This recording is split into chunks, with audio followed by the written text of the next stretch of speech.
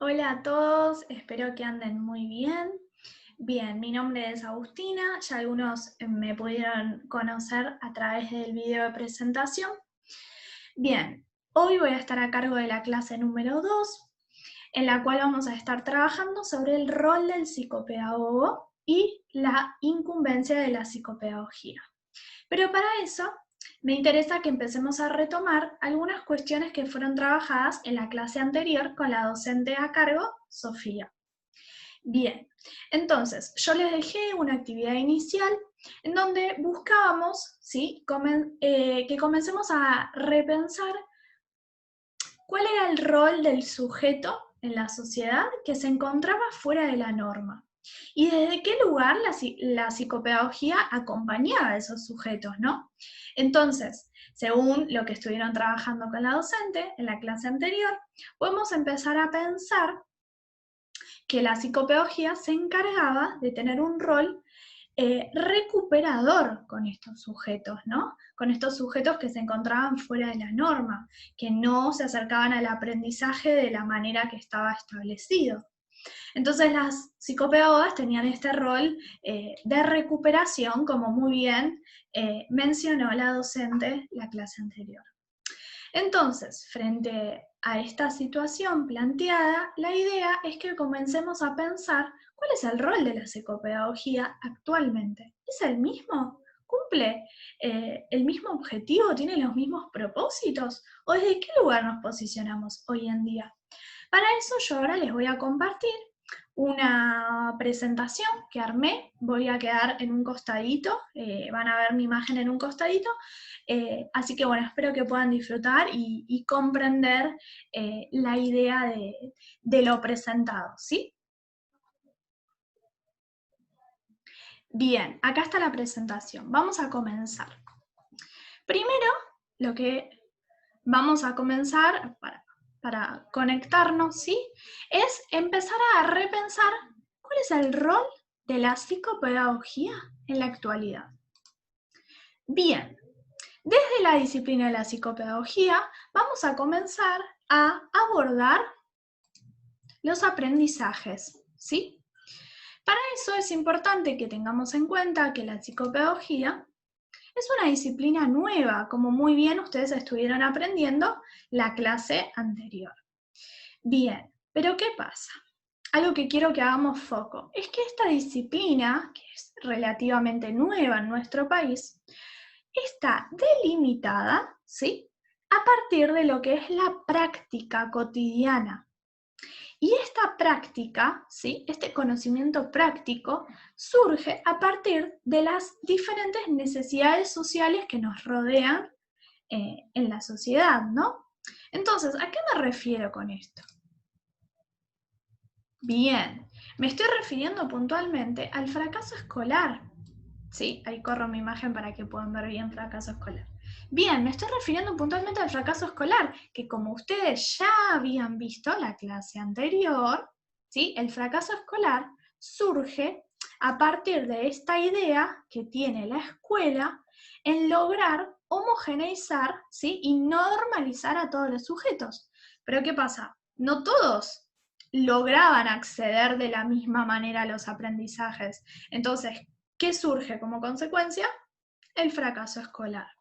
Entonces, frente a esta situación, la psicopedagogía empieza a ser repensada. ¿Y qué sucede? Comenzamos a pensar que es necesario comenzar a comprender a los sujetos que nos están pidiendo ayuda, ¿sí? Entonces, la mirada que va a tener la psicopedagogía va a empezar a modificarse, ¿sí? Y esto se produce gracias a que la psicopedagogía va a comenzar a ensamblar diferentes saberes, ¿sí? Pero hay que tener en cuenta que estos saberes, ¿sí? Son productos de determinadas ciencias que fueron estructurando sus conocimientos en determinados marcos epistémicos de hace mucho tiempo atrás. Y a esto me refiero a la psicología, ¿sí? A las ciencias epistemológicas, ¿sí? Desde las teorías de Piaget, Bien, entonces es importante que tengamos en cuenta que las ciencias generaron su conocimiento, ¿sí? En determinado contexto. Y nosotros, desde nuestra disciplina, tomamos esos saberes, ¿sí? Y tomamos los que necesitamos para nuestra práctica. Y desde este tomar saberes generamos nuestra caja de herramientas, la cual es fundamental, porque en esta caja de herramientas va a contener un montón de saberes que son necesarios y prácticos para nuestra práctica en el día a día frente a los sujetos, ¿no? Que requieren de nuestra ayuda. Bien. Entonces, lo importante acá es que esta mirada que tenemos con respecto al sujeto que aprende va a cambiar, pero principalmente porque vamos a empezar a tener en cuenta a este sujeto en su contexto, ¿sí? Que eso antes no sucedía. La mirada no estaba puesta en el contexto y en la situación que rodeaba a ese sujeto. Entonces, cuando empezamos a pensar en eso, vamos a empezar a analizar cuáles son las particularidades de ese grupo familiar, cómo se desarrolla ese sujeto en interacción con otros y de qué manera estas particularidades lo va a afectar. Entonces, nuestra mirada va a implicar una pluralidad, ¿sí? O sea, ¿qué significa esto? Que no vamos a tener una única mirada frente al sujeto, sino que es fundamental que nuestra mirada sea plural, que podamos entender las diferencias y principalmente la singularidad de cada uno de estos sujetos. Bien.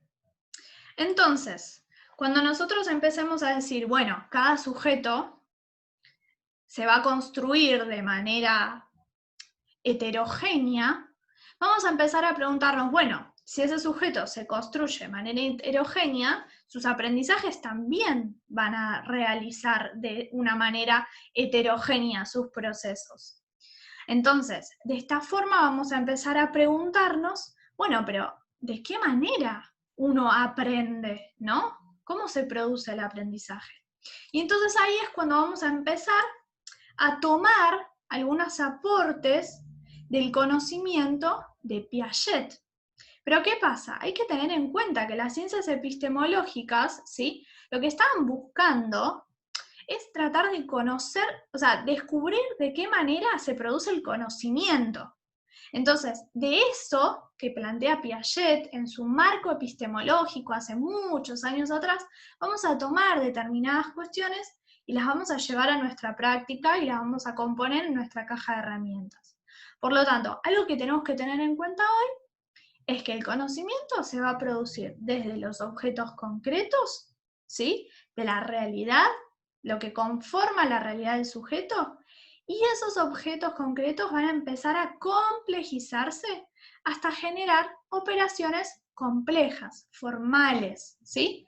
O sea, todo esto a través del contexto, siempre y cuando teniendo en cuenta que el sujeto logró desarrollarse, ¿sí? A partir de un contexto afectivo, ¿sí? Que lo acompañó en este desarrollo. Estos van a ser los postulados de Piaget. Pero a su vez, nuestra caja de herramientas no se queda solo con estas ideas, sino que a su vez tiene en cuenta que es fundamental empezar a preguntarse sobre la constitución subjetiva de cada uno de esos sujetos. Y la mirada va a estar puesta en esta constitución, en este desarrollo subjetivo, como un proceso sociohistórico, es decir, un proceso que tiene un inicio, que comienza en algún momento.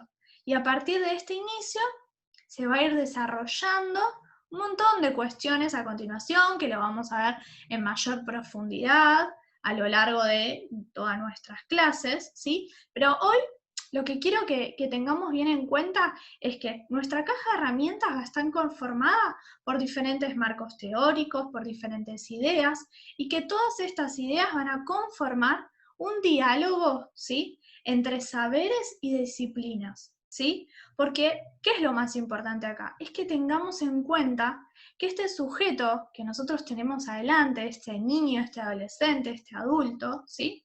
Es un sujeto que está rodeado por un contexto complejo, ¿sí?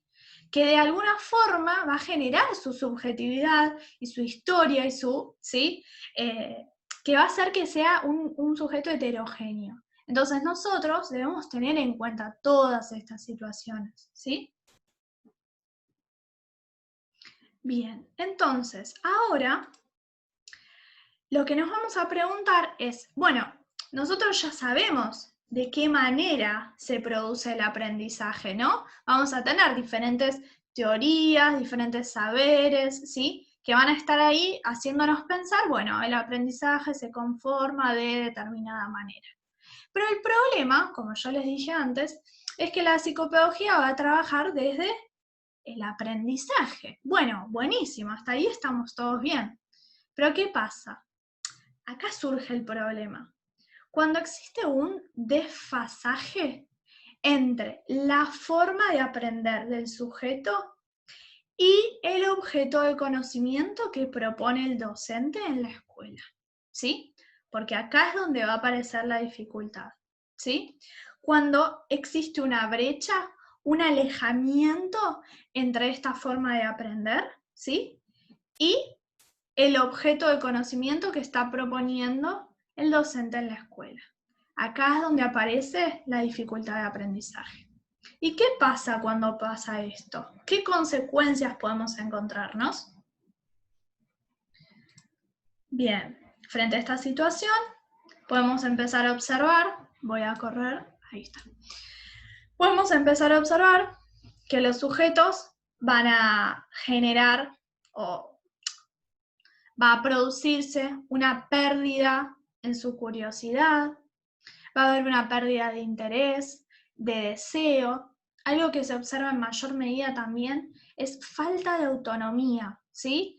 El sujeto no puede producir por sí mismo, siempre necesita un otro al cual lo vea con posibilidad de ser el lugar de saber. El sujeto pierde su posibilidad de creación, ¿sí? Entonces, ¿todo esto qué genera? Genera aprendizajes totalmente perturbados. Y como consecuencia vamos a tener fragmentación y fracaso escolar. Entonces, nosotros como psicopedagogos, ¿sí? Es fundamental que tengamos en cuenta todas estas cuestiones que les mencioné con anterioridad. Es importante que tengamos en cuenta el contexto del sujeto. Es importante que nuestra caja de herramientas esté compuesto por un montón de saberes, teorías que dialoguen entre sí, ¿sí? Porque lo importante es tener en cuenta y garantizar que los aprendizajes, ¿sí?, estén relacionados y sean acordes a los intereses y las necesidades de ese sujeto, siempre teniendo en cuenta su grupo de pertenencia, su contexto, ¿sí?, y cómo ese contexto lo está influenciando. Y fundamental para trabajar, ¿sí?, y garantizar y lograr acercar a ese sujeto al aprendizaje, siempre es importante tener en cuenta las fortalezas y las debilidades. Las fortalezas porque eso va a lograr que logremos acercarlo al aprendizaje. Y las debilidades tienen que ser no desde un lugar de marcar al sujeto, sino teniéndolo en cuenta para saber cuáles son nuestros propósitos de trabajo. Es decir, bueno, en esto tenemos que continuar trabajando, tenemos que lograr acercar desde este lugar. Y por último, me gustaría que en esta clase comencemos a pensar que todo esto que yo mencioné con anterioridad sobre la psicopedagogía, sobre la disciplina de la psicopedagogía en la actualidad, está enmarcado dentro de una ley.